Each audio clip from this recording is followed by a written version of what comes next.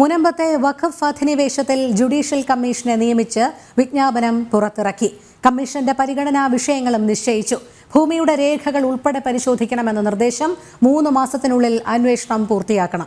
കൂടുതൽ വിവരങ്ങളുമായി രശ്മി കാർത്തിക ചേരുന്നു. രശ്മി, മുനമ്പത്തെ വഖഫ് അധിനിവേശത്തിൽ ജുഡീഷ്യൽ കമ്മീഷനെ നിയമിച്ച് വിജ്ഞാപനം പുറത്തിറക്കിയിരിക്കുകയാണ്.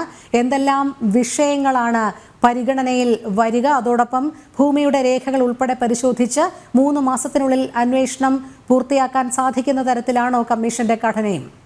രോഹിണി, ഈ മുനമ്പത്തെ വഖഫ് അധിനിവേശത്തിൽ മുഖ്യമന്ത്രി ഒരു യോഗം വിളിച്ചിരുന്നു. ഈ യോഗം വിളിച്ച് 7ാമത്തെ ദിവസം, അതായത് ഏതാണ്ട് ഒരാഴ്ച ആകുമ്പോഴാണ് ഇത്തരത്തിൽ സർക്കാർ ഈ വിജ്ഞാപനം പുറത്തിറക്കുന്നത്. എന്തൊക്കെയാണ് അന്വേഷണ കമ്മീഷന്റെ പരിധിയിൽ വരുന്ന കാര്യങ്ങൾ എന്നത് സംബന്ധിച്ച് ഒരാഴ്ച പിന്നിടുമ്പോഴാണ് ഈ വിജ്ഞാപനം പുറത്തിറക്കുന്നത്. ഈ വിജ്ഞാപനത്തിൽ പറയുന്ന കാര്യങ്ങൾ ഇവയാണ്: വസ്തുവിന്റെ നിലവിലെ കിടപ്പ്, സ്വഭാവം, വ്യാപ്തി എന്നിവ തിരിച്ചറിയുക, താമസക്കാരുടെ അവകാശങ്ങളും താല്പര്യങ്ങളും എങ്ങനെ സംരക്ഷിക്കാം എന്നത് സംബന്ധിച്ച് ഒരു അന്വേഷണ റിപ്പോർട്ട് ഉണ്ടാക്കുക, ഇക്കാര്യത്തിൽ സർക്കാർ സ്വീകരിക്കേണ്ട നടപടികൾ എന്തൊക്കെയാണ് എന്നത് സംബന്ധിച്ച് അത് ശുപാർശകൾ നൽകുക, 3 മാസത്തിനകം അന്വേഷണം പൂർത്തിയാക്കുക. ഇതാണ് ഈ വിജ്ഞാപനത്തിൽ പറയുന്ന കാര്യങ്ങൾ. അതോടൊപ്പം തന്നെ ഈ നിലവിൽ വലിയ രീതിയിൽ സർക്കാരിനെതിരെ വ്യാപകമായി പ്രതിഷേധങ്ങളും വിമർശനങ്ങളും ഒക്കെ ഉയർന്നു വരുന്ന ഒരു സാഹചര്യമുണ്ട്. അതുകൊണ്ട് തന്നെ ഈ ജുഡീഷ്യൽ കമ്മീഷനെ നിയോഗിച്ച ഒരു തീരുമാനം അത് തന്നെ താൽക്കാലികമായി മുഖം രക്ഷിക്കാനുള്ള ഒരു സർക്കാരിന്റെ നടപടിയാണ്, അല്ലെങ്കിൽ താൽക്കാലികമായി ഈ പ്രതിഷേധങ്ങളെ ഒന്ന്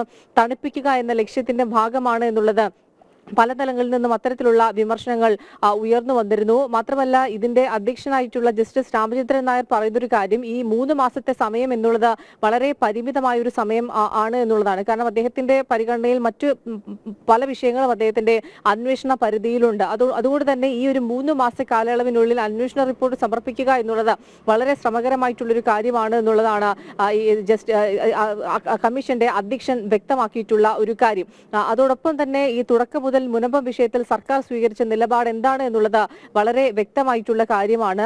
പ്രത്യക്ഷത്തിൽ മുനമ്പം നിവാസികളോടൊപ്പമാണ് എന്നുള്ളത് സർക്കാർ പറയുമ്പോഴും പരോക്ഷമായി വഖഫിനെ സംരക്ഷിക്കുക അല്ലെങ്കിൽ വഖഫിനോടൊപ്പം നിലനിൽക്കുക എന്നുള്ള നിലപാട് തന്നെയാണ് തുടക്കം മുതൽ സർക്കാർ സ്വീകരിച്ചു പോകുന്നത്. ഏതായാലും BJPയുടെ ഉൾപ്പെടെ ഭാഗത്തു നിന്നും വലിയ രീതിയിൽ ശക്തമായ പ്രതിഷേധങ്ങൾ ഉയർന്നിരുന്നു. മുനമ്പത്തേക്ക് മറ്റ് ക്രൈസ്തവ സംഘടനകളും BJPയുടെ നേതാക്കളും ഒക്കെ നിരന്തരം സന്ദർശിക്കുന്ന വിഷയമുണ്ടായി. ഒരു മറ്റു ചാനലിനേക്കാൾ ജനം TV അത് കൃത്യമായി തുടർച്ചയായി വാർത്തകൾ നൽകുകയും ചെയ്തിരുന്നു. സെക്രട്ടേറിയറ്റിലേക്ക് ഉൾപ്പെടെ BJP ശക്തമായ ഒരു പ്രതിഷേധം സംഘടിപ്പിക്കുകയും ചെയ്തിരുന്നു. ഇതിന്റെ ഒരു ഭാഗമായിട്ടൊക്കെയാണ് ഈ ഒരു യോഗം ചേരാൻ സർക്കാർ തീരുമാനമെടുക്കുകയും ജുഡീഷ്യൽ കമ്മീഷനെ നിയോഗിക്കുകയും ചെയ്തത്. മറ്റു വിഷയങ്ങളിലേക്ക് പോലെ തന്നെ ജുഡീഷ്യൽ കമ്മീഷനെ നിയോഗിക്കുക എന്നുള്ളത് കൊണ്ട് തന്നെ അതിന് പിന്നിൽ ഈ വലിയ രീതിയിൽ അത് അന്വേഷണം ഇങ്ങനെ നീട്ടിക്കൊണ്ടു പോവുക, അതാണ് സാധാരണയായി നമ്മൾ കണ്ടുവരുന്നത്. അത് തന്നെയാണ് സർക്കാരിന്റെ ലക്ഷ്യം എന്നുള്ളതാണ് മനസ്സിലാക്കാൻ കഴിയുന്നത്. ഏതായാലും ഇതിന്റെ അധ്യക്ഷൻ ജസ്റ്റിസ് രാമചന്ദ്രൻ നായർ പറഞ്ഞിരിക്കുന്നത് ഈ ഒരു സമയപരിധിക്കുള്ളിൽ അന്വേഷിക്കുക എന്നുള്ളത് വളരെ ശ്രമകരമായിട്ടുള്ള ഒരു കാര്യമാണ്. പക്ഷേ വഖഫിന്റെ നിയമങ്ങളല്ല, സിവിൽ നിയമങ്ങൾ പരിശോധിച്ചായിരിക്കും അദ്ദേഹം മുന്നോട്ട് പോവുക എന്നുള്ളതും വ്യക്തമാക്കിയിട്ടുണ്ട്. ഏതായാലും അത്തരത്തിൽ ഒരു കൃത്യമായൊരു അന്വേഷണത്തിലേക്കൊക്കെ കടന്നത് സർക്കാർ അതിന്മേൽ നടപടി കൈക്കൊള്ളുകയാണെങ്കിൽ അത് സ്വീകാര്യമാണെന്നുള്ളതാണ് മുനമ്പം നിവാസികൾ പറയുന്ന ഒരു കാര്യം. ഏതായാലും ഈ ഒരു ജുഡീഷ്യൽ കമ്മീഷന്റെ കാര്യത്തിൽ ഒരു ധാരണയായതിനു ശേഷവും ഇത്രത്തോളം വൈകി, ഏതാണ്ട് ഒരാഴ്ചയ്ക്ക് ശേഷമാണ് കമ്മീഷന്റെ പരിഗണനയിൽ വരുന്ന വിഷയങ്ങൾ സംബന്ധിച്ച് സർക്കാർ വിജ്ഞാപനം പുറത്തിയിരിക്കുന്നത്. ഏതായാലും ഇത്തരത്തിലുള്ള കാര്യങ്ങളാണ് ഈ ഒരു വിജ്ഞാപനത്തിൽ പറയുന്നത്. രോഹിണി. ശരി, രശ്മി കാർത്തികയാണ് വിവരങ്ങൾ നൽകിയത്.